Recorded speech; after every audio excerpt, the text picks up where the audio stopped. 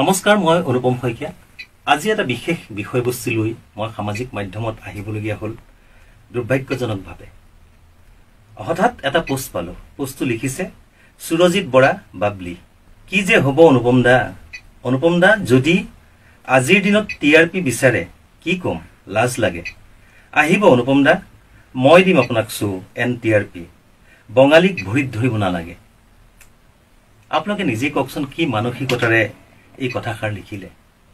1999 চনৰ পৰা মই ধাৰাবাহিকভাৱে অসমৰ বাহিৰেও বিভিন্ন বাহিৰৰ শিল্পীক গীত গাই আহিছোঁ। অকল ময়ে নহয়, মহেন্দ্ৰ হাজৰিকাদেৱ, কৃষ্ণমণি নাথ, মৃণালকান্তি মেধি, আমাৰ অভিজিৎ বৰ্মন ইত্যাদিকে কৰি তাৰোপৰি জিতুল দাই বাহিৰৰ শিল্পীক গীত গাইছিলে। ঠিক তেনেকৈ এনকে প্ৰডাকশ্যনেও গীত গাইছে। ঠিক তেনেকৈ ডক্টৰ ভূপেন হাজৰিকাৰ পৰা বুলি ধৰি বিশিষ্ট ব্যক্তিবিলাকৰ ক্ষেত্ৰতো এইখিনি সদায় সেইখিনি কথা হৈ আহিছে। জয়ন্ত হাজৰিকাৰ পৰা বুলি ধৰি গোটেইখিনি গীত গাই আহিছে। আৰু জিতুল দায়ো যেতিয়া গাইছে তেতিয়া অভিজিৎ বা কুমাৰ চানুক গাইছে। এই সকলো কিন্তু অভিজিতেই হওক বা কুমাৰ চানুৱেই হওক, তেওঁলোকো কিন্তু বংগৰে হয়। মই এইবাৰ এটি গীত গোৱালো নতুনকৈ, নাচিমে কঁকালটি ঘূৰাই ঘূৰাই। সেই গীতটি বংগৰ কন্যা, অসমৰ বোৱাৰী মৰ্মিতা মিত্ৰই গাইছে। সেই গীতটিক লৈ কিয় ইমান বিতৰ্ক হ'ব লাগে? বাবলি হৈছে আমাৰ বাবু বৰুৱা, মৰমৰ ভাতৃপ্ৰতিম অসমৰ সাংগীতিক ক্ষেত্ৰৰ এজন বিশেষ কৰ্মী। বাবুৰ মেনেজাৰ আছিলে। সেই সূত্ৰেই মোৰ ষ্টুডিঅ'লৈ আহে। মই বাবলিক অতি মৰম কৰোঁ আৰু বাবলি মোৰ লগত সদায় কিন্তু ককাই ভাইৰ নিচিনাই আমি সদায় মাতবোল কৰি চলি আহিছোঁ। আজি বাবলিয়ে দিয়ে এই পোষ্টটোত মই বাবলি তোমাকেই সুধিছোঁ যে তুমি এই পোষ্টটো কিয় দিবলগীয়া হ'ল, কাৰ প্ৰৰচনত দিবলগীয়া হ'ল?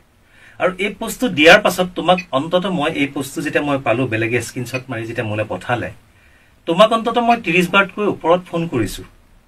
তুমি এবাৰো ফোনটো নুঠালা। আৰু যদি এবাৰ ফোনটো উঠাই তুমিনো কি সংকটত পৰিছা?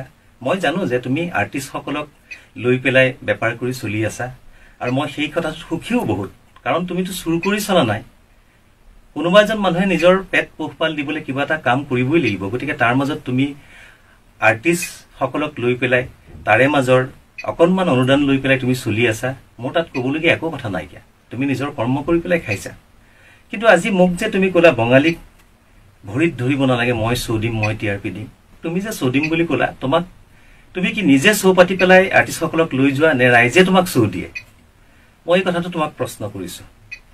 আৰু এটা কথা মই তোমাক কওঁ যে শুনা, তুমি মোক শ্ব' দিব নালাগে। কাৰণ তোমাৰ সংস্থাত যদিও কেতিয়াবা তুমি বিচাৰিছা বা বেলেগ সংস্থাইও বিচাৰিছে, মই কোনো সংস্থাৰ আণ্ডাৰত থাকি পেলাই কেতিয়াও শ্ব' কৰাৰ কথা ভবা নাই।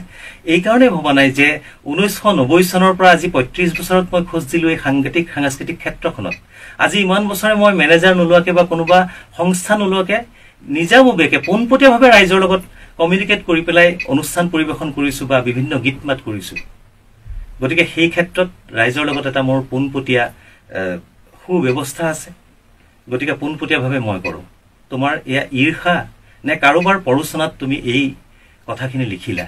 তোমাৰ লগত তোমাৰ কোনো ধৰণৰ মনোমালিন্য হ'বলগীয়া ব্যক্তিগত কোনো কাৰণ নাই নে? তুমি মোৰ লগত যুঁজাৰু হয়, তুমি সাংস্কৃতিক ক্ষেত্ৰৰ এজন কৰ্মী হয়, যে তুমি গান সৃষ্টি কৰা, তুমি গান গোৱা, লিখা, সুৰ কৰা, মিউজিক কৰা, কি কৰা? তুমি কৰা, তোমাৰ ব্যৱসায় কৰা তুমি আৰ্টিষ্টক লৈ পেলাই। গতিকে তোমাৰ লগত মোৰ কম্পিটিশ্যন কৰিবলগীয়া বা মোৰ লগত তুমি কম্পিটিশ্যন কৰিবলগীয়া বা তুমি মোক বেয়াকৈ ক'বলগীয়া, মই তোমাক বেয়াকৈ ক'বলগীয়া কি কথা আছে তাত? তুমি যে ক'লা যে বঙালীসকলৰ ভৰিত ধৰিব নালাগে, সেই বঙালী কণ্ঠশিল্পীসকলৰ বা শিল্পীসকলৰ অসমীয়া সংগীত জগতত কিমানখিনি অৰিহণা আছে তুমি জানানে? তুমি হয়তো নামেই শুনা নাই বহুতৰ।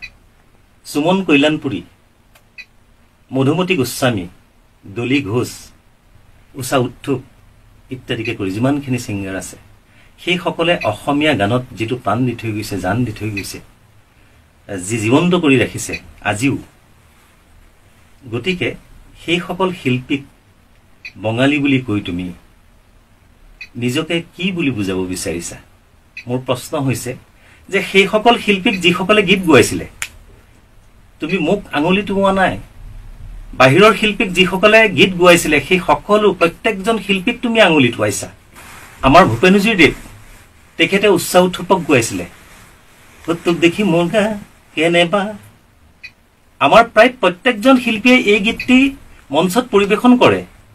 তাৰমানে প্ৰত্যেকজন শিল্পীয়ে কি বঙালীৰ ভৰিত ধৰা বুজাই নেকি যে অসমৰ ইতিহাস অসমৰ সংস্কৃতি একো নুবুজাকৈ নজনাকৈ তুমি এটা কথা লিখি দিব পাৰা য'ত তোমাৰ বেপাৰকেই খালি সৰগত কৰি লৈছা আজি চাগে জয়ন্ত হাজৰিকা ভূপেন হাজৰিকা ভূপেনজীৰ দৰে ব্যক্তিৰ সমাধিত চাগে তেওঁলোকৰ আত্মাই চিঞৰি চিঞৰি কান্দিছে যে কিয় আমি অসমীয়াৰ বাহিৰে বেলেগ শিল্পীক গীত গাইছিলো আমি কি ভুল কৰিলো আজি চাগে লতা মংগেশকাৰ বাইদেউৰ নিচিনা ভাৰত ৰত্ন পোৱা ব্যক্তিয়ে চাগে সমাধিত নিজৰ আত্মাক চাগে নিজেই চাগে সান্তনা দিব পৰা নাই কিয় আমি অসমীয়া গীত গাইছিলো তোমালোকৰ দৰে ব্যক্তিৰ কাৰণে মই বহুত কথা ক'বলৈ নাযাওঁ গোটেই কথাটো মই অকলশৰীয়া মানুহ মোৰ সংগ হৈছে ৰাইজেই মোৰ শকতি ৰাইজেই মোৰ ভকতি গতিকে সমগ্ৰ কথাটো মই ৰাইজক বিবেচনা কৰিবলৈ আগবঢ়াই দিলো আৰু যিজন সিংগাৰক লৈ বেপাৰ কৰা ব্যক্তিয়ে অসমীয়া সংস্কৃতিৰ শিল্পীৰ